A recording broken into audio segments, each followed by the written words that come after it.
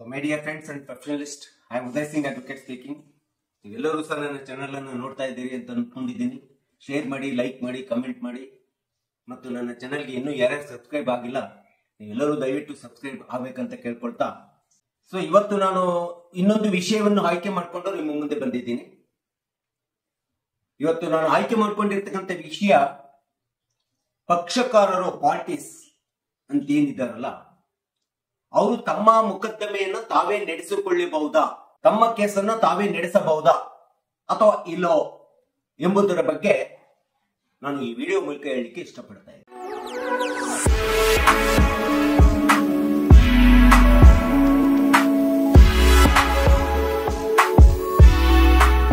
So ಇವತ್ತು ಯಾವುದೇ civil ದಾವೆಯಲ್ಲಾಗ್ಲಿ ಅಥವಾ ಕ್ರಿಮಿನಲ್ ದಾವೆಯಲ್ಲಾಗ್ಲಿ, ನ್ಯಾಯಾಲಯದೊಳಗಡೆ ಒಂದು ಸಿವಿಲ್ ದಾವೆ ಅಥವಾ ಕ್ರಿಮಿನಲ್ ದಾವೆ ನಡೆಯುವಂತ ಸಂದರ್ಭದಲ್ಲಿ ಯಾವುದೇ ಒಬ್ಬ ಪಕ್ಷಕಾರನು ಸಹ ತನ್ನದೇ ಆದಂತ ಸಿವಿಲ್ ಅಥವಾ ಕ್ರಿಮಿನಲ್ ದಾವೆಯನ್ನ ತಾನೇ ನಡೆಸಿಕೊಳ್ಳಲಿಕ್ಕೆ ಸ್ಪಷ್ಟವಾದಂತ ಅವಕಾಶ ಕಾನೂನಿನಲ್ಲಿ ಮಾಡಿಕೊಟ್ಟಿದೆ. ಇವತ್ತಿನ ದಿನ ಬಹಳಷ್ಟು ಪಕ್ಷಕಾರರು ವಕೀಲರ ಹತ್ತಿರ ಬಂದು ಈ ಎಲ್ಲಾ ಪ್ರಶ್ನೆಗಳನ್ನ ಕೇಳ್ತಾರೆ. ನಮ್ಮ ದಾವೆಯನ್ನ ನಾವೇ ನಡೆಸಿಕೊಳ್ಳಲಿಕ್ಕೆ ಅವಕಾಶ ಇದೆಯಾ, ಅದಕ್ಕೆ ಬೇಕಾದಂತ ಕಾನೂನಿನ ಸಲಹೆ ಏನು, ಆ ಒಂದು ಸಲಹೆ ನೀವು ಕೊಡ್ತೀರಾ ಎಂಬತಕ್ಕಂತ ಅಂಶಗಳನ್ನ ಇವತ್ತು ಬಹಳಷ್ಟು ನ್ಯಾಯಾಲಯಗಳಲ್ಲಿ ಇವತ್ತು ಕಕ್ಷಿದಾರರು ನೇರವಾಗಿ ಬಂದ್ಬಿಟ್ಟು ವಕೀಲರಿಂದ ತಮ್ಮ ಕೇಸನ್ನ ತಾವೇ ತೆಗೆದುಕೊಂಡು ನಡೆಸಿಕೊಳ್ಳುವಂತ ಒಂದು ವ್ಯವಸ್ಥೆ ಇವತ್ತು ಬರ್ತಾ ಇದೆ. ಯಾಕೆಂದ್ರೆ ನ್ಯಾಯಾಂಗದ ವ್ಯವಸ್ಥೆಯಲ್ಲೂ ಸಹ ಮುಕ್ತವಾದಂತ ಸ್ವತಂತ್ರತೆ ಇದೆ. ಪ್ರತಿಯೊಬ್ಬ ಪಕ್ಷಕಾರರು ತನ್ನದೇ ಆದಂತ ಕೇಸನ್ನು ತಾವು ನಡೆಸಿಕೊಳ್ಳುವಂತ ಒಂದು ಸ್ವಾಯತ್ತತೆ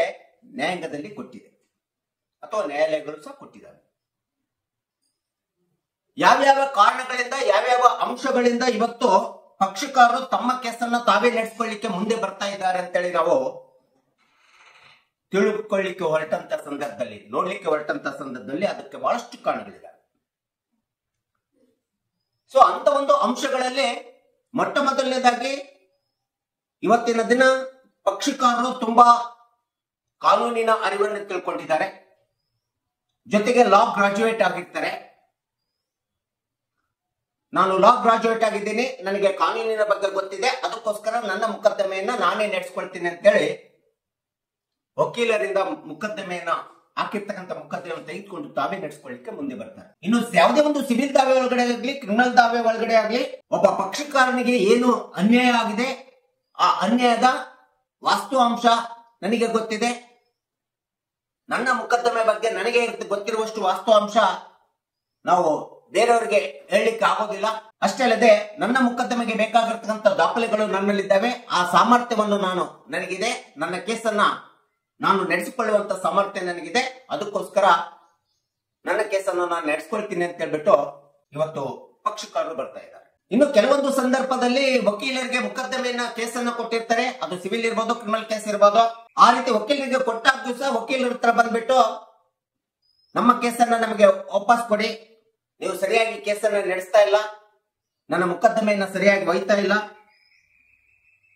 ಅಥವಾ ಪಕ್ಷಕಾರರು ಮತ್ತು ವಕೀಲರ ಮಧ್ಯೆ ಫೀಸ್ ಅನ್ನ ಮಾತುಕತೆ ಆಡಿದ ಪ್ರಕಾರ ಕೊಡದೇ ಇರ್ತಕ್ಕಂಥ ಸಂದರ್ಭದಲ್ಲಿ ಇರ್ಬೋದು, ಅಥವಾ ವಕೀಲರು ಕೇಸನ್ನ ಸರಿಯಾದ ರೀತಿ ನಿರ್ವಹಣೆ ಮಾಡದೇ ಇರ್ತಕ್ಕಂಥ ಸಂದರ್ಭದಲ್ಲಿ ಇರ್ಬೋದು, ಅಥವಾ ಪಕ್ಷಕಾರರಿಗೆ ಮತ್ತು ವಕೀಲರಿಗೆ ಒಂದು ಸಂಬಂಧ, ಭಿನ್ನಾಭಿಪ್ರಾಯದ ಸಂಬಂಧ ನಿರ್ಮಾಣ ಆದಂತ ಸಂದರ್ಭದಲ್ಲಿ, ಅಥವಾ ವಕೀಲರಿಂದ ಪಕ್ಷಕಾರರಿಗೆ ಸರಿಯಾದ ರೀತಿ ಸೇವೆ ಸಿಗ್ತಾ ಇಲ್ಲ ಎಂಬತಕ್ಕಂಥ ಹಲವಾರು ಕಾರಣಗಳು, ಹಲವಾರು ಭಿನ್ನಾಭಿಪ್ರಾಯಗಳು ಒಬ್ಬ ವಕೀಲರ ಜೊತೆ ಪಕ್ಷಕಾರನ ಜೊತೆ ಇರ್ತಕ್ಕಂಥ ಸಂಬಂಧದ ಕಾರಣವನ್ನು ಒಡ್ಬಿಟ್ಟು ಎಷ್ಟೋ ಮೊಕದ್ದಮೆಗಳು ಪಕ್ಷಕಾರರು ತಾವೇ ನಿರ್ವಹಿಸಲಿಕ್ಕೆ, ನಡೆಸಲಿಕ್ಕೆ ಮುಂದೆ ಬಂದಿರತಕ್ಕಂಥದ್ದು ನ್ಯಾಯಾಲಯದಲ್ಲಿ ಇವತ್ತು ನಾವು ನೋಡ್ತಾ ಇದ್ದೀವಿ. ಕೆಲವೊಂದು ಸಂದರ್ಭದಲ್ಲಿ ಪಕ್ಷಕಾರರು ತಮ್ಮದೇ ಆದಂತ ಮೊಕದ್ದಮೆಯನ್ನು ಕೊಡ್ತಾರೆ ವಕೀಲರಿಗೆ. ಮೊಕದ್ದಮೆಯನ್ನು ಕೊಟ್ಬಿಟ್ಟು ವಕೀಲರು ಅವರ ಮೇಲೆ ನಂಬಿಕೆ, ವಿಶ್ವಾಸ ಇಟ್ಬಿಟ್ಟು ಫೀಸ್ ಅನ್ನ ಮಾತಾಡಿ ಮೊಕದ್ದಮೆಯನ್ನ ತಯಾರು ಮಾಡಿ, ಫೈಲ್ ಮಾಡಿ ಕೇಸನ್ನ ನಡೆಸ್ತಾ ಇರ್ತಾರೆ.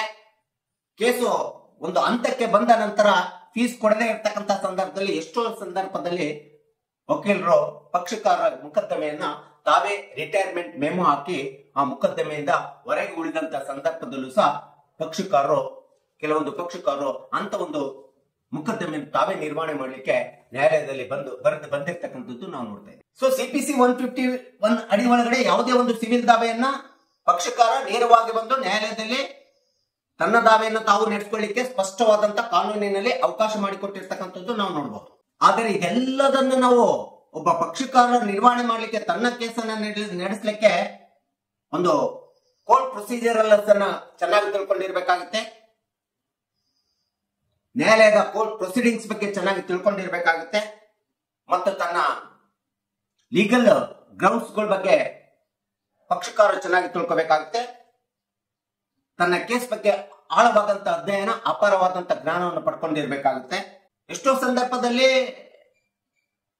ನಮ್ಮಂತ ವಕೀಲರು ಕೂಡ ನಾವು ಕೇಸನ್ನ ಫೈಲ್ ಮಾಡಿ ಆ ಕೇಸ್ ಬಗ್ಗೆ ಸಂಪೂರ್ಣವಾದಂತ ಅಧ್ಯಯನ ಮಾಡದೆ ಒಂದು ಕೆಲವೊಂದು ಕಾರಣಗಳಿಂದ ಅಥವಾ ನಮ್ಮದೇ ಆದಂತ ಯಾವುದೋ ಕೆಲಸದ ಒತ್ತಡಗಳಿಂದ ನಾವು ಕೇಸನ್ನು ಕೈಬಿಟ್ಟಂತ ಸಂದರ್ಭದಲ್ಲೂ ಸಹ ಪಕ್ಷಕಾರ ಬಂದು ಕೇಸನ್ನ ನಿರ್ವಹಣೆ ಮಾಡ್ತಾ ಇರ್ತಕ್ಕಂಥದ್ದು ನಾವು ಕಾಣ್ತೇವೆ. ಸೊ ಅಷ್ಟೇ ಅಲ್ಲದೆ ಭಿನ್ನಾಭಿಪ್ರಾಯಗಳು ಉಂಟಾದಂತ ಸಂದರ್ಭದಲ್ಲಿ ಪಕ್ಷಕಾರರು ಒಬ್ಬ ವಕೀಲರಿಗೆ ಕೇಸನ್ನು ಕೊಟ್ಟು ಆ ವಕೀಲರ ಕೇಸ್ ನಿರ್ವಹಣೆ ಮಾಡಿಲ್ಲ ಅಂದಾಗ NOC ನೋ ಅಬ್ಜೆಕ್ಷನ್ ಸರ್ಟಿಫಿಕೇಟ್ ಅನ್ನು ತೆಗೆದುಕೊಂಡ್ಬಿಟ್ಟು ಅವರ ಕೇಸನ್ನು ಅವರೇ ನಡೆಸಿಕೊಂಡಿರ್ತಕ್ಕಂಥ ಕಾರಣಗಳು ಸಹ ಅಂಶಗಳು ನಾವು ನೋಡ್ತಾ ಇದ್ದೀವಿ. ಸೊ ಎಲ್ಲ ಅಂಶಗಳನ್ನು ನಾವು ಸಹಜವಾಗಿ ಸಬಾರ್ಡಿನೇಟ್ ಕೋರ್ಟ್ ಅಂತ ಹೇಳ್ತೀವಿ. ಜಿಲ್ಲಾ ಮಟ್ಟದಲ್ಲಿರ್ತಕ್ಕಂಥ ಟ್ರಯಲ್ ಕೋರ್ಟ್ಸ್ ಗಳಲ್ಲಿ, ಮ್ಯಾಜಿಸ್ಟ್ರೇಟ್ ಕೋರ್ಟ್ ಗಳಲ್ಲಿ ಇವು ಸಹಜವಾಗಿ ಎಲ್ಲ ಕಾರಣಗಳ ಮೇಲೆ ಒಬ್ಬ ಪಕ್ಷಕಾರ ತನ್ನ ದಾವೆಯನ್ನು ತಾವೇ ನಿರ್ವಹಣೆ ಮಾಡ್ಕೊಳ್ತಾ ಇರ್ತಕ್ಕಂಥದ್ದು ಎಲ್ಲ ಕಾರಣಗಳು ನಮ್ಮಲ್ಲಿ ಕಂಡು ಬರ್ತವೆ. ಆದ್ರೆ ಇತ್ತೀಚಿನ ದಿನಗಳಲ್ಲಿ ಹೈಕೋರ್ಟ್ಗಳಲ್ಲಿ ಒಬ್ಬ ಪಕ್ಷಕಾರ ತನ್ನದೇ ಆದಂತ ದಾವೆಯನ್ನ ತಾವೇ ನಿರ್ವಹಣೆ ಮಾಡ್ಕೊಳ್ಳಿಕ್ಕೆ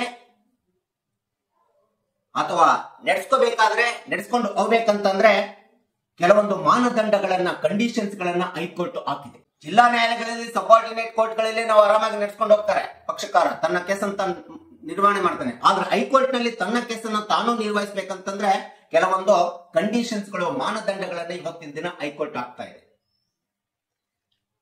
ಯಾಕಂದ್ರೆ ಅಲ್ಲಿ ಪೆಂಡೆನ್ಸಿ ಆಫ್ ದ ಕೇಸ್ ಇರ್ತವೆ. ಸಮಯದ ಕೋರ್ಟ್ ಪ್ರೊಸೀಡಿಂಗ್ಸ್ ಸಮಯ ತುಂಬಾ ಮೌಲ್ಯಯುತವಾಗಿರ್ತದೆ. ಆ ರೀತಿಯಾದಂತ ಕೋರ್ಟಿನ ಪ್ರೊಸೀಡಿಂಗ್ಸ್ ನ ಸಮಯ ವೇಳೆ ಹಾಳಾಗಬಾರ್ದು. ಪಕ್ಷಕಾರ ನೇರವಾಗಿ ಬಂದಾಗ ಏನೆಲ್ಲ ಕೋರ್ಟ್ ಪ್ರೊಸೀಡಿಂಗ್ಸ್ ಗಳ ಬಗ್ಗೆ ಗೊತ್ತಿರಲ್ಲ, ಜ್ಞಾನ ಇರೋದಿಲ್ಲ, ಏನೆಲ್ಲ ಹೇಳುವಂತ ಸಂದರ್ಭ ಬರ್ತದೆ. ಸೊ ಇದನ್ನ ಒಂದು ಪ್ರಿವೆನ್ಷನ್ ಆಗಬೇಕು ಮತ್ತು ಅದರ ಬಗ್ಗೆ ಒಂದಿಷ್ಟು ಸಂಪೂರ್ಣವಾದಂತ ಕೋರ್ಟ್ ಪ್ರೊಸೀಡಿಂಗ್ಸ್ ಜ್ಞಾನವನ್ನು ಪಡ್ಕೊಂಡು ತನ್ನ ಕೇಸನ್ನು ತಾನು ನಿರ್ವಹಣೆ ಮಾಡ್ಕೊಳ್ಳಿಕ್ಕೆ ಅವಕಾಶ ಮಾಡಿಕೊಟ್ಟಿದೆ ಹೈಕೋರ್ಟ್. ಅಂತ ಒಂದು ನಿಯಮಗಳಂತಂದ್ರೆ ಹೈಕೋರ್ಟ್ ನಲ್ಲಿ ಒಬ್ಬ ಪಕ್ಷಕಾರ ತನ್ನ ಕೇಸನ್ನು ತಾನು ನಿರ್ವಹಣೆ ಮಾಡ್ಕೋಬೇಕಾದ್ರೆ ಮೊಟ್ಟ ಮೊದಲನೇದಾಗಿ ಲೀಗಲ್ ರಿಕ್ವೈರ್ಮೆಂಟ್ ರಿಜಿಸ್ಟ್ರೇಷನ್ ಕಮಿಟಿ ಅಂತ ಹೇಳಿರ್ತದೆ. ಆ ಲೀಗಲ್ ರಿಕ್ವೈರ್ಮೆಂಟ್ ರಿಜಿಸ್ಟ್ರೇಷನ್ ಕಮಿಟಿಗೆ ತನ್ನ ಮೊದಲು ಅರ್ಜಿಯನ್ನು ಹಾಕೋಬೇಕು. ನನ್ನ ಕೇಸನ್ನು ನಾನೇ ನಿರ್ವಹಣೆ ಮಾಡ್ಕೊಳ್ತೀನಿ ಅಂತ ಹೇಳಿ.